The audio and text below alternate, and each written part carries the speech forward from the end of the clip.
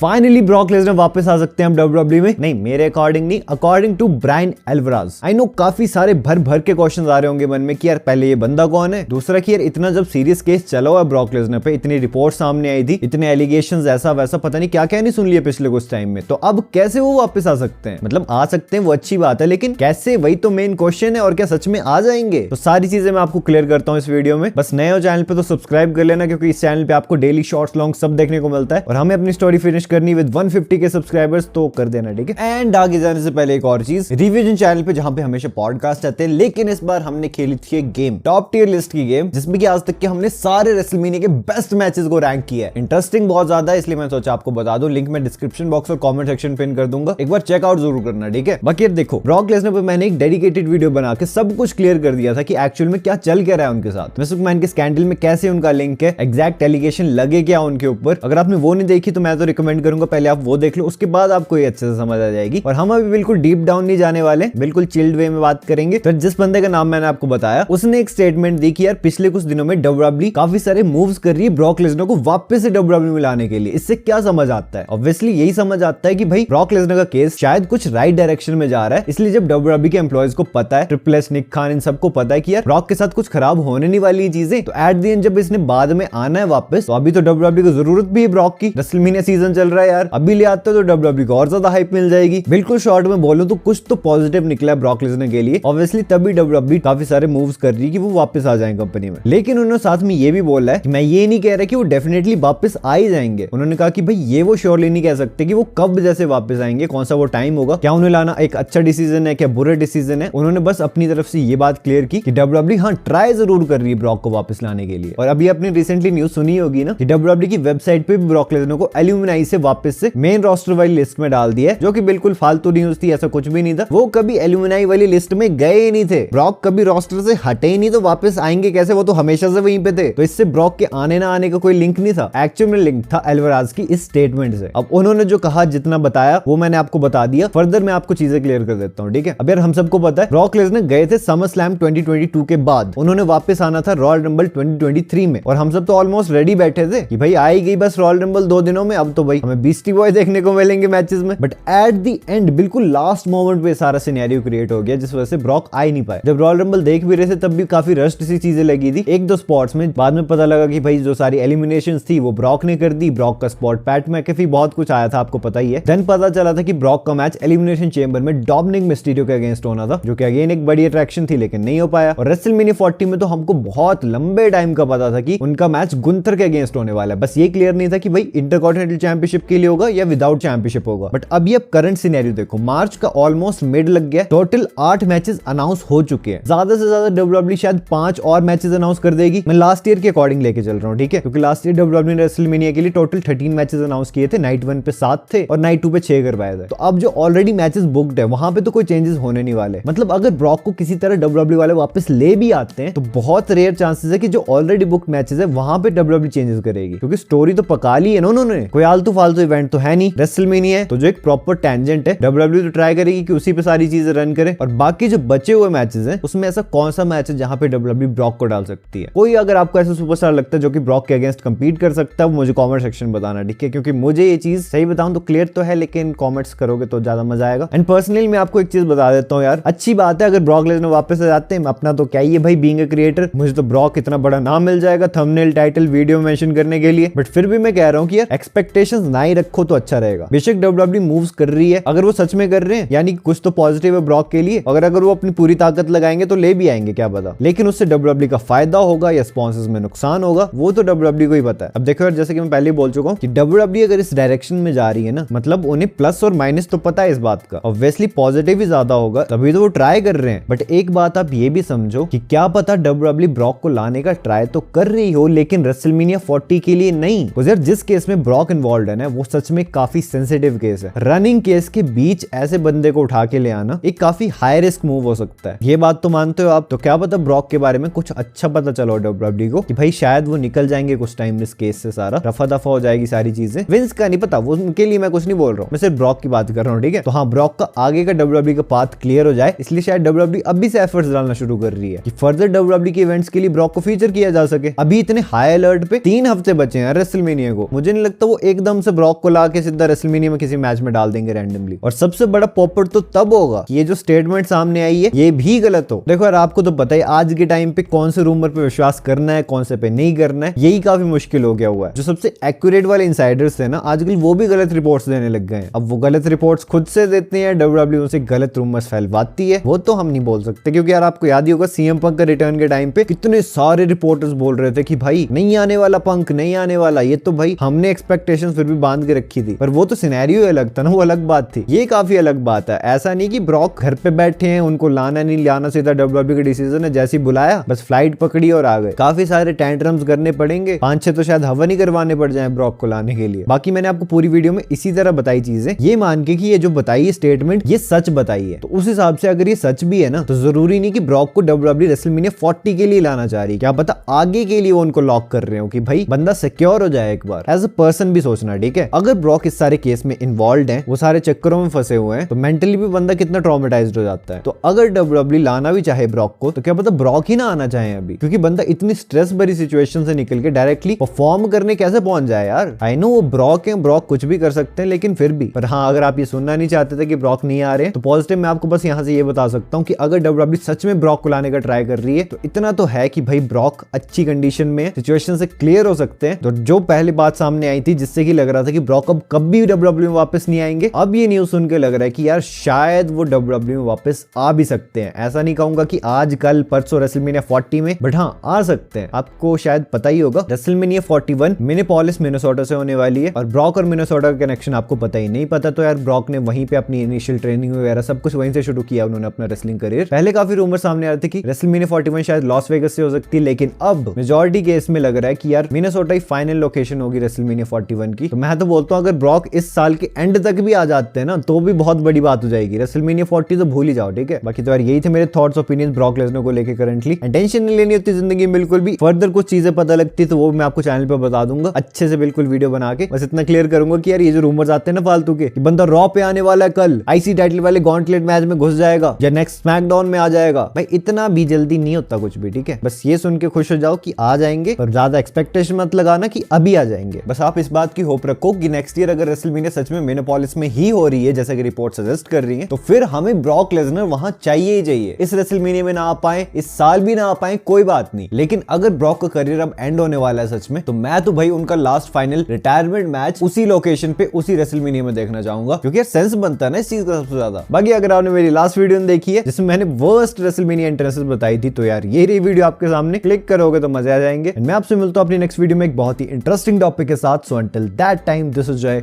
Signing out.